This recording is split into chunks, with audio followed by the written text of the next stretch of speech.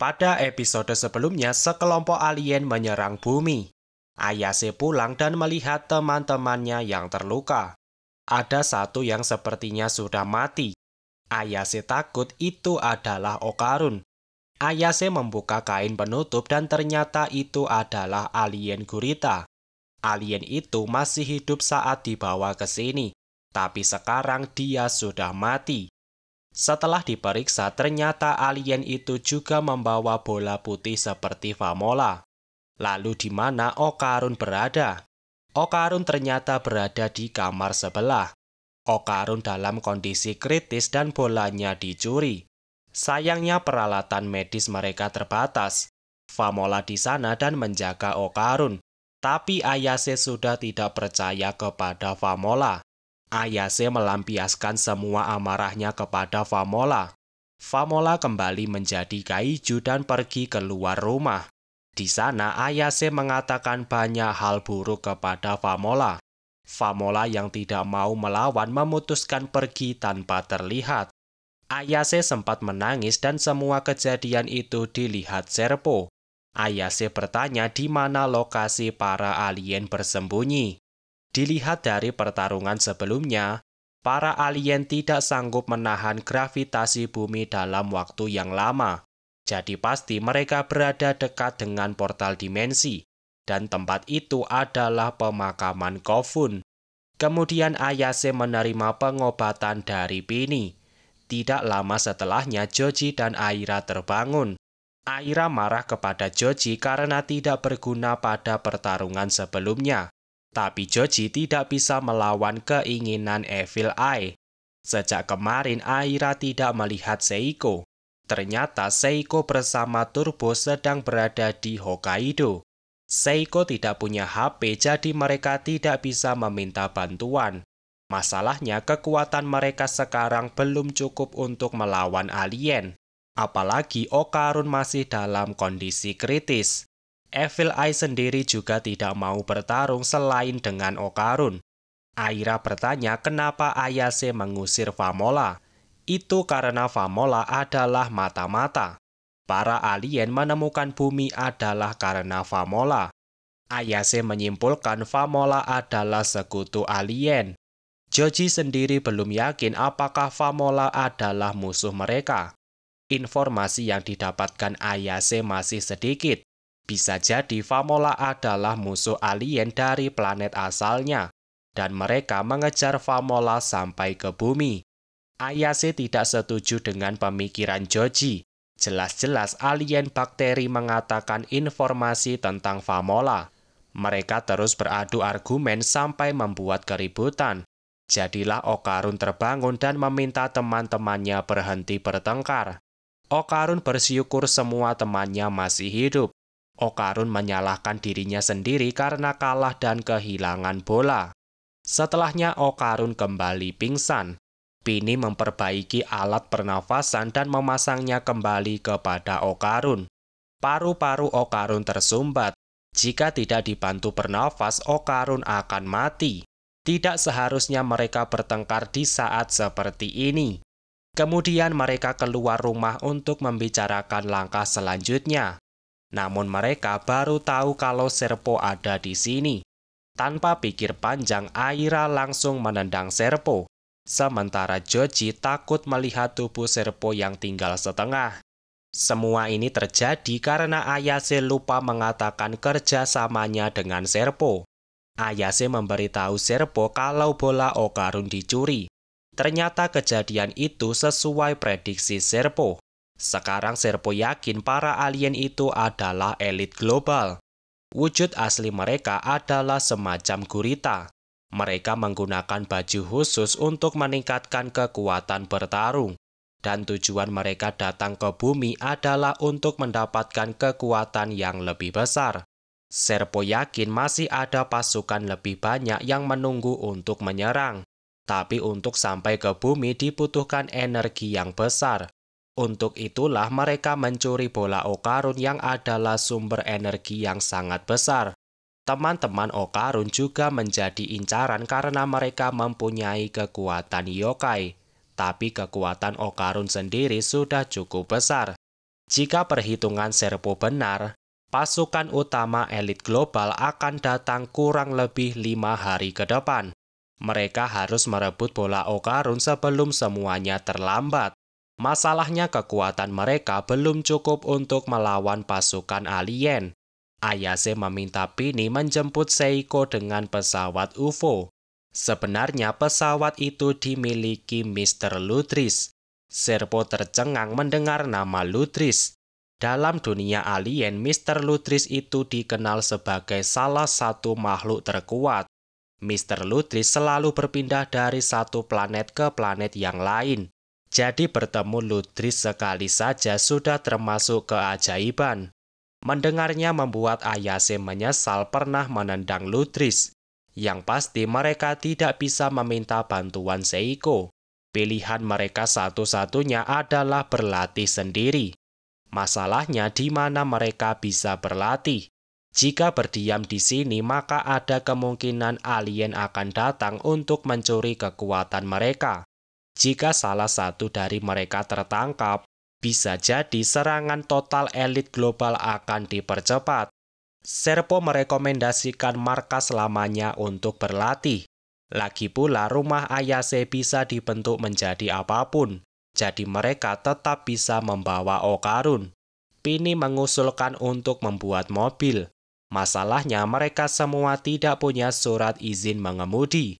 Bagaimana jika membuat sepeda saja?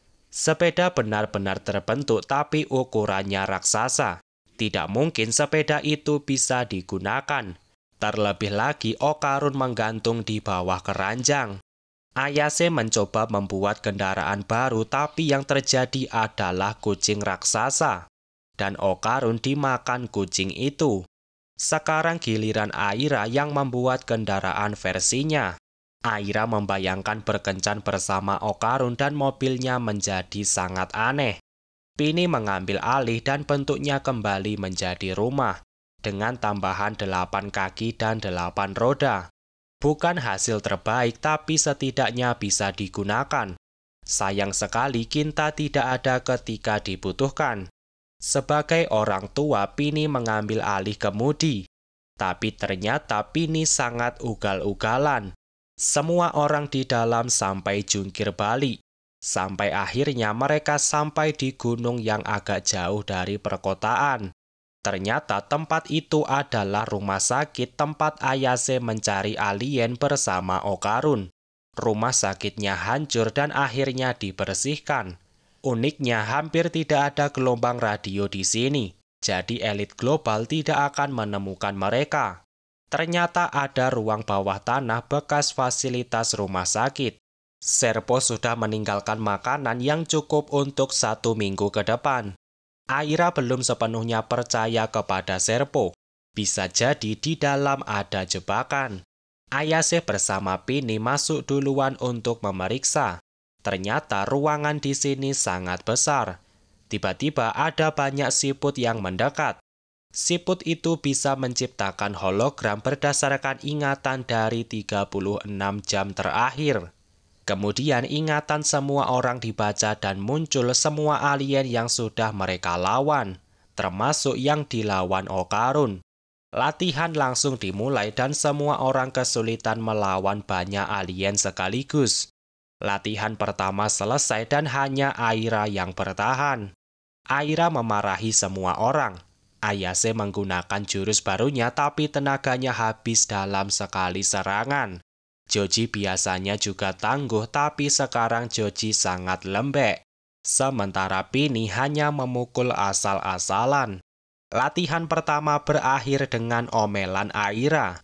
Ternyata Seiko meninggalkan nomor telepon hotel jika terjadi sesuatu.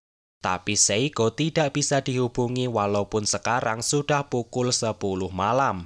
Apakah Seiko menemukan cowok yang menarik? Yang pasti sekarang sudah jam 10 malam. Itu artinya Reiko akan segera keluar. Semua orang menyiapkan kasurnya masing-masing. Sementara Pini kembali karena khawatir kepada Chikuitita. Malamnya Ayase tidak bisa tidur karena gangguan Reiko. Joji terbangun dan membantu menutupi telinga Ayase. Berkat pelatihan Seiko, Joji bisa mengumpulkan cakra di tangannya. Ternyata dengan cara ini Ayase tidak mendengar suara Reiko. Joji berjanji akan melakukannya sepanjang malam supaya Ayase bisa tidur. Pada akhirnya hari sudah pagi. Sekarang pukul 9 jadi Reiko sudah tidak menyerang. Tiba-tiba nyawa Okarun terlepas dari tubuhnya. Terlihat ada tali yang tersambung jadi Okarun belum mati. Tapi bagaimana cara Okarun kembali?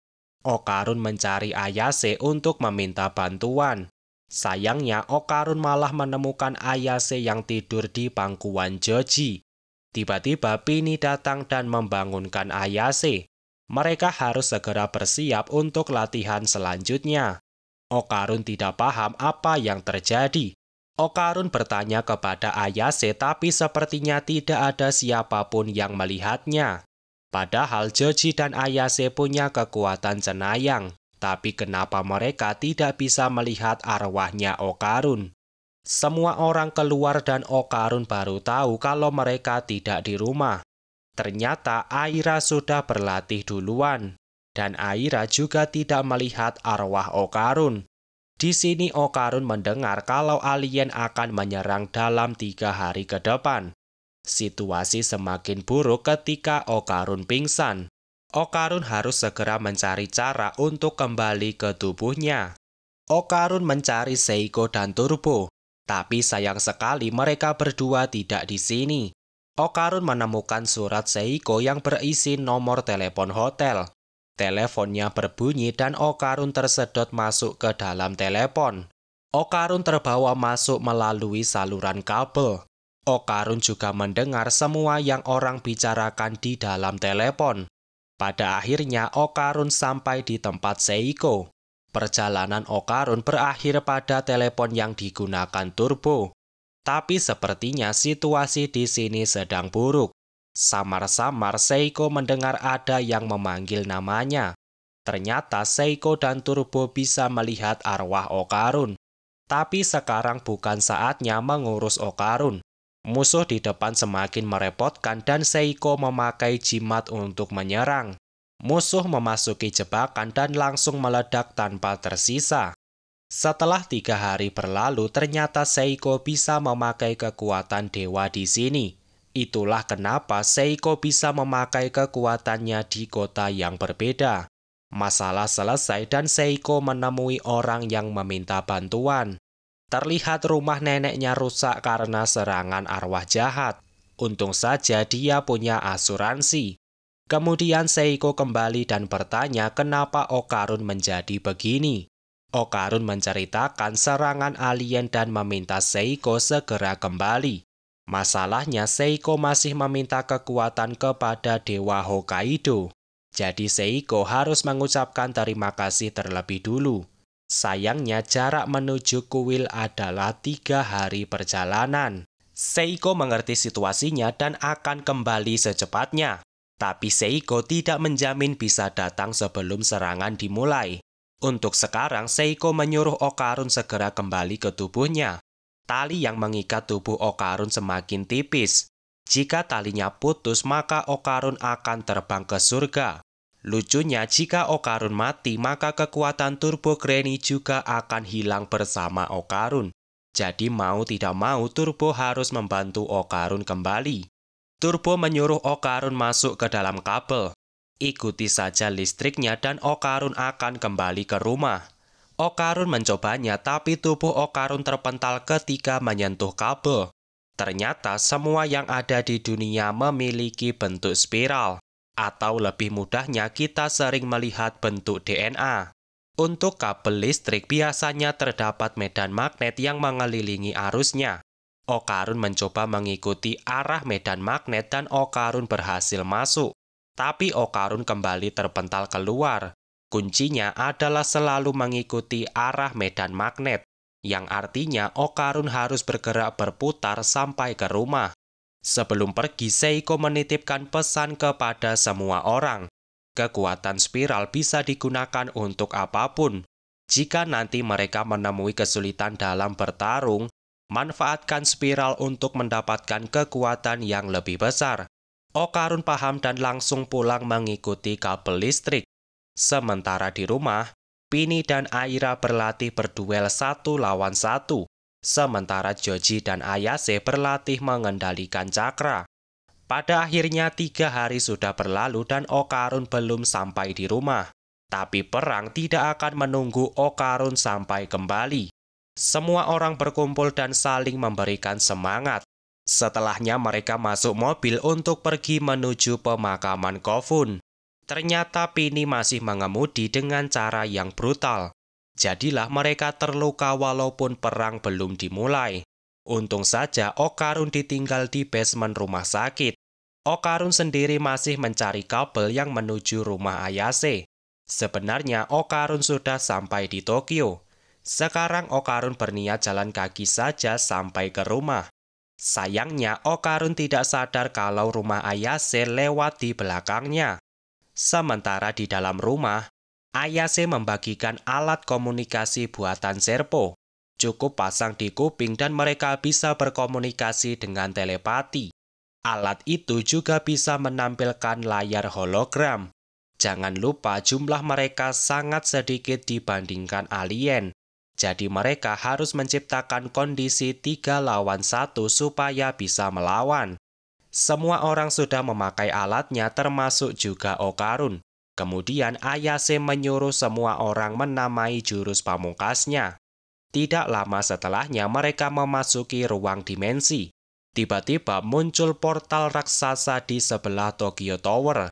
Dari sana muncul banyak pesawat UFO. Tapi sepertinya pasukan utama belum datang. Kemudian rumah Ayase menerima tembakan dari alien elit global. Perang tidak bisa dihindari dan semua orang langsung menyerang. Status Aira masih menjadi petarung terkuat. Aira masih bisa melawan beberapa alien sekaligus.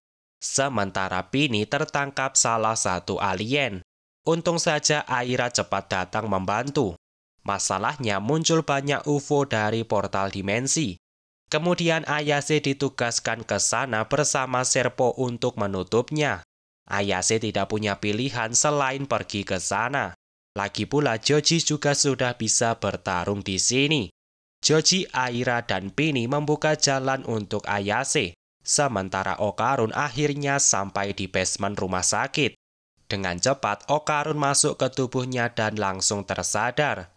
Setelah beberapa hari, tubuh Okarun sudah tidak separah kemarin. Okarun menemukan nasi di sampingnya dan ada surat dari Ayase.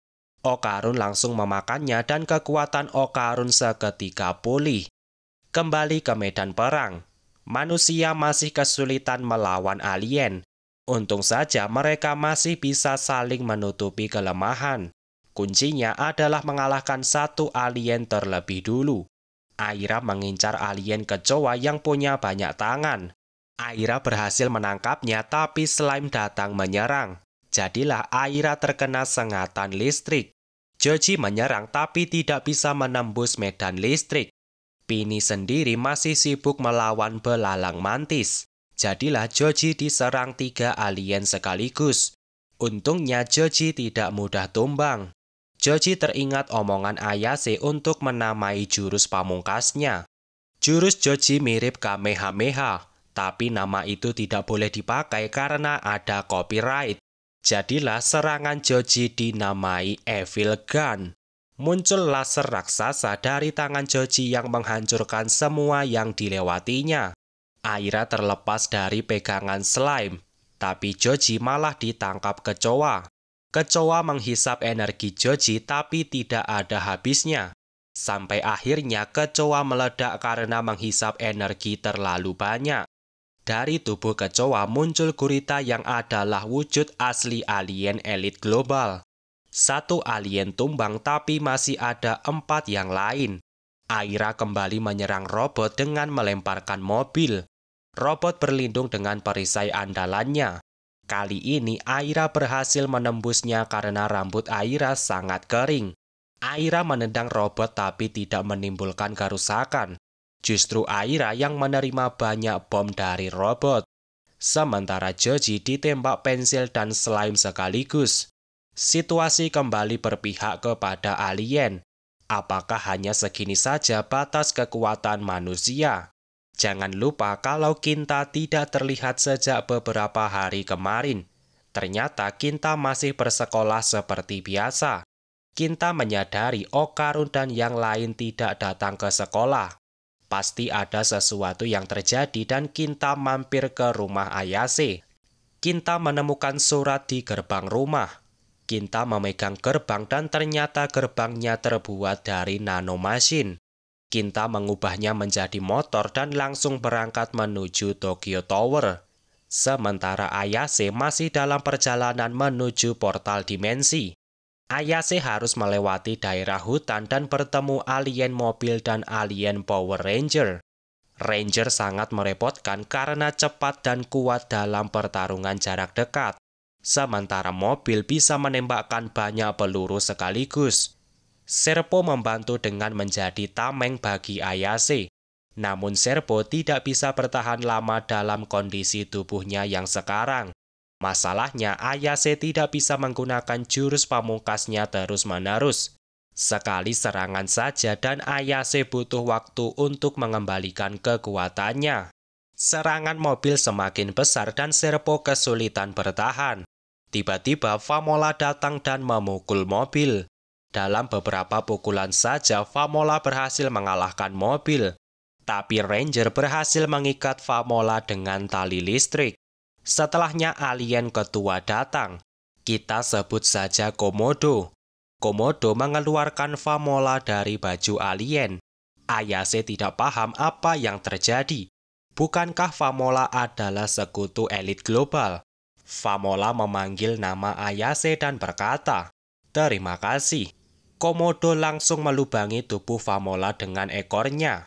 Sebenarnya apa yang terjadi? Apakah Famola berkhianat? Atau sejak awal Famola memang bukanlah musuh manusia? Temukan jawabannya di video pembahasan selanjutnya. Pastikan kamu sudah subscribe supaya tidak diganggu alien elit global. Dan jadilah bagian dari 20.000 anggota pertama Kerajaan Sains. Oke, sekian dulu video kali ini. Semoga videonya bermanfaat dan sampai jumpa di video selanjutnya.